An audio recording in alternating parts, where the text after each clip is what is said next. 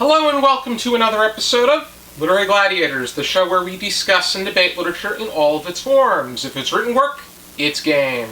Let's meet the panel. Hi, I'm Larry. I'm Charlie. And I'm Josh. And Larry, it's great to have you back. Yeah, welcome back, Larry. Welcome back, guys. We're going to be going over a short story from Bruno Schulz's collection, The Street of Crocodiles. This particular piece is called The Street of Crocodiles. The discussion starter that I have for this is, The Street of Crocodiles is a short story that makes up a collection of interconnected short stories pertaining to the Polish city of Drogenbeke, in which Schulz grew up. The title short story referring to the street in particular. This particular short story concentrates on the structure of this particular street and the people that make up the street. Do you believe that this story can be read alone, or would it be helpful to also read the other stories in this collection? I believe it would be helpful to read the other stories in this collection, and I have not done that. Neither have I.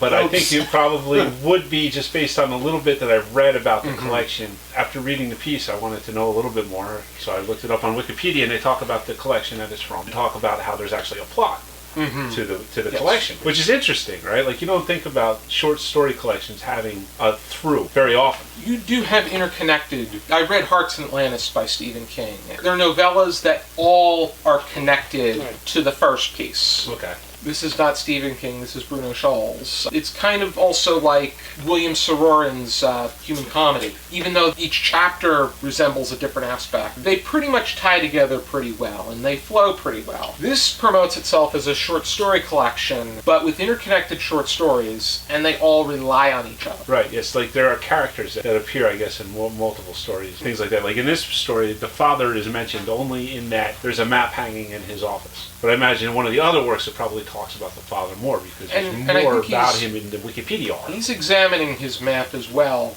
in his pajamas. Okay.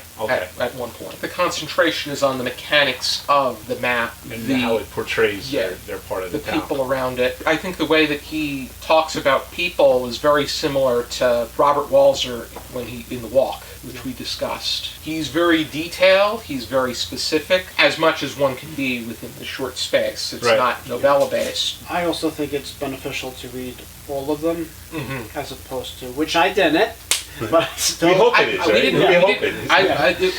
This discussion was not for all of them, it was just for this. Right. But I still feel, even no matter what the work is, I still feel it is beneficial to read from A to B to C, start, that way you get healthy understanding of one character, because let's say one character is a total POG, what does it say, piece of garbage.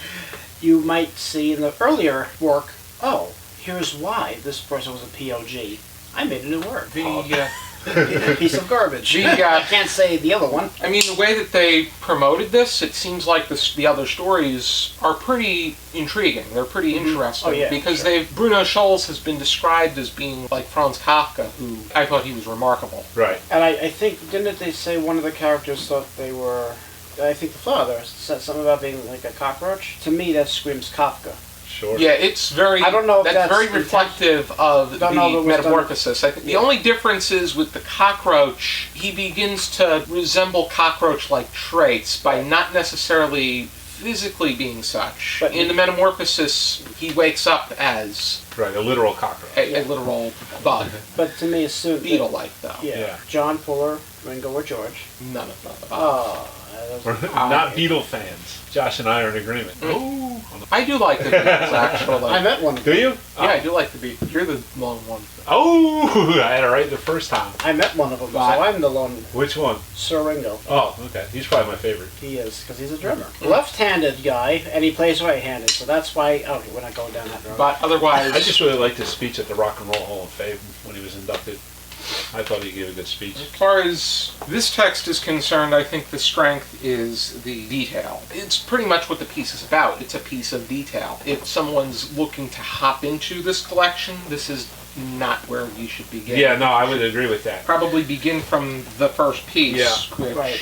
In this case, it's a piece called August. But there's also the Tailor's Dummies, which is written in 3 parts. The other thing that the Wikipedia article mentioned is that it's a mythology that he's creating through this piece too, which I find that really interesting. Like, I would love to dive into that and see more about these characters just based on that little entry that I read. I'm inclined to read this though, and I am intrigued. I'd like to learn and read more about Bruno Schulz, because he lived in Poland and he unfortunately was killed by the Nazis in 1942 because they suspected him of... I think they thought it was propaganda. I think he was bringing bread home. They thought that he stole it, and they killed him. Terrible. Nazis. Was there anything else that stuck out to you in this piece? I like the style in that it's very fluid, not conforming to anything particular, flowing in and out of imagery, like really well. So those kinds of things that just appeal to me. And then reading a little bit more about the larger context of the work,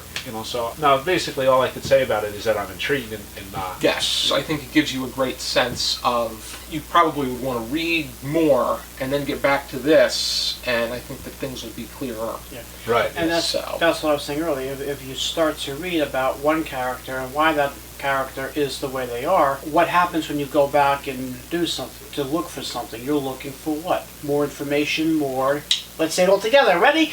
Details! Alrighty, if you are interested in reading this and the other books in this collection, here is my copy from Penguin 20th Century Classics. This sketch here on the very front... Josh, no, don't leave! ...is actually a drawing of Schulz's. He drew that. Yeah. And he was known for his artistry as well. Beautiful imagery. Thank you for tuning in to this discussion. I hope you check out some more on our channel. Be sure to join us next time, and for now, keep reading. Hi there, this is Josh, and on the next episode of Literary Gladiators, Larry, Charlie, and I will be discussing The Hindenburg Mystery by Stella Wong, which was featured in Poetry Magazine in February of 2021. If you like what you see on this channel, please support us on our Patreon, for the money that we make will allow us to provide you, the viewer, with even more content. Thank you, and for now, keep reading.